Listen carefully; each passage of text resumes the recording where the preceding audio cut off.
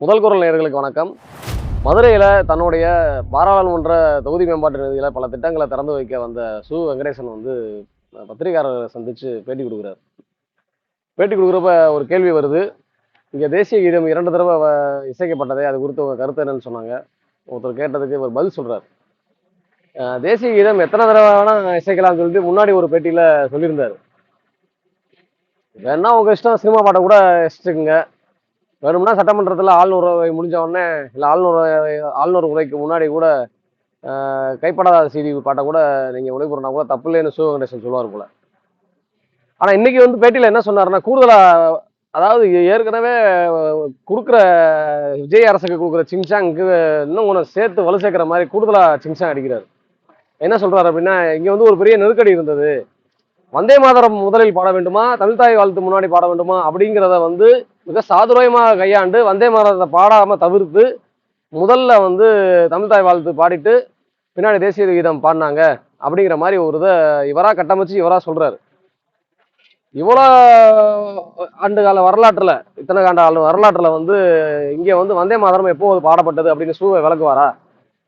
என்னமோ எல்லா வரைக்கும் வந்தே மாதரம் முதல்ல பாடப்பட்ட மாதிரியும், அதுக்கப்புறம் தமிழ் தாய் வாழ்த்து பாடப்பட்ட மாதிரியும், அதுக்கப்புறம் தேசிய கீதம் பாடப்பட்டுட்டு இறுதியில் வந்து தேசிய கீதம் பாடப்பட்ட மாதிரி இருந்ததைய மாற்றி இப்போ வந்தே மாதரத்தை கட் பண்ணிட்டு மிக தெளிவாக இந்த அரசு வந்து முடிவெடுத்து முதல்ல தமிழ் தாய் வாழ்த்து, 2வது தேசிய கீதம், கடைசி தேசிய கீதம் வச்சிருச்சு அப்படிங்கிற மாதிரி ஒரு கட்டமைக்க விரும்புகிறாரு.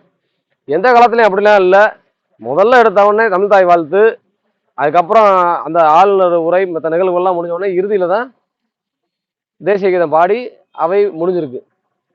இதை மறுபடியும் எல்லாரும் சொல்றோம். ஆனா இந்த ஆளு இவ்வளவு பேசுற ஆளு மாத்தி மாத்தி பேசுறாரு. வெங்கடேசன் வந்து எப்பயுமே எப்படின்னா, எந்த ஆளுங்கட்சி வந்தாலும், எங்க ஒரு பவர் சென்டர் வந்தாலும் கூட போய் ஒட்டிக்குவார்.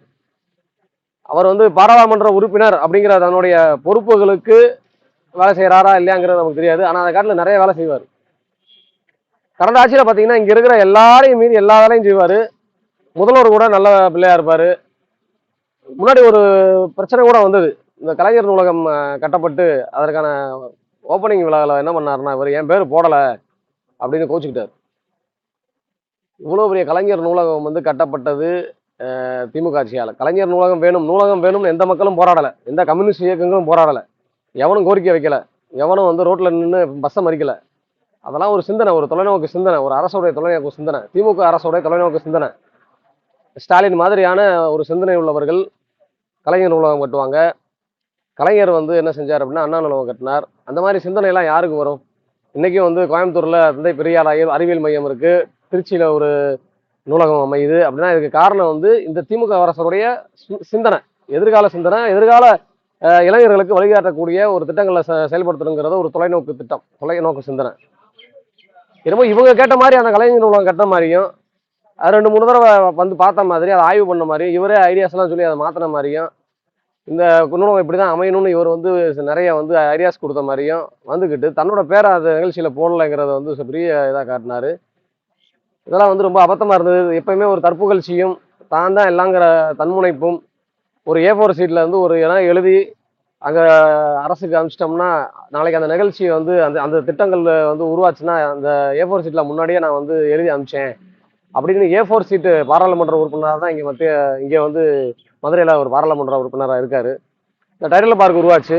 இந்த டைட்டில் பார்க் உருவானதுக்கான காரணம் யாரு என்னன்னு உங்களுக்கே தெரியும். இங்க இருக்கிற ஐடி மினிஸ்டர் ஒருத்தர் இருக்காரு, தொழில்துறை அமைச்சர் இருக்காங்க, இங்க இருக்கிற வருவாய்த்துறை அமைச்சர் இருக்காங்க, மதுரையில் 2 அமைச்சர் முயற்சி, பிளஸ் அந்த இடங்கள்லாம் கையகப்படுத்தப்பட்டது எல்லாமே இந்த அரசாங்கத்துடைய முயற்சி. பாராளுமன்றத்தில் உட்காந்துக்கிட்டு இவர் என்ன முயற்சி பண்ணதான்னு தெரியல. அந்த ஓப்பன் பண்ண அடுத்த நாளே வந்து டைட்டில் பார்க் ஓப்பன் பண்ணப்பட்டது. டைட்டில் பார்க்கான அடிக்கல் நாட்டு விழா ஏற்பாடு செய்யப்பட்டது என்னால தான், நான் தான் பல ஒரு காலமாக முயற்சி செஞ்சு இதை உருவாக்குனேன் அப்படின்னு பொதுவெளியில செய்திகளை பரப்பி விட்டாரு. பின்னாடி என்ன பண்ணாரு அப்படின்னா, அவருக்கு ஆதரவான ஆட்களை போட்டு எல்லாரையும் அதை ஒரு பெரிய கொண்டாட்டமாக கொண்டாட வச்சு அவங்களே கேக்கு, சால்வை, பொக்கையெல்லாம் எடுத்து வந்து இவர் பாராட்டுற மாதிரிலாம் பண்ணிக்கிட்டாரு. இந்த மாதிரி அற்ப சிந்தனை உள்ள ஆட்கள் வந்து அப்பப்போ வந்துகிட்டே இருக்காங்க. அது கம்யூனிஸ்ட் பொது உடைமை இயக்கத்துல இந்த மாதிரி ஒரு ஆளை பார்க்கறது வந்து ரொம்ப அருவருப்பா இருக்கு. வேற என்ன வெங்கடேசனை பத்தி சொல்ல? முதல் குரல், இது உங்கள் குரல்.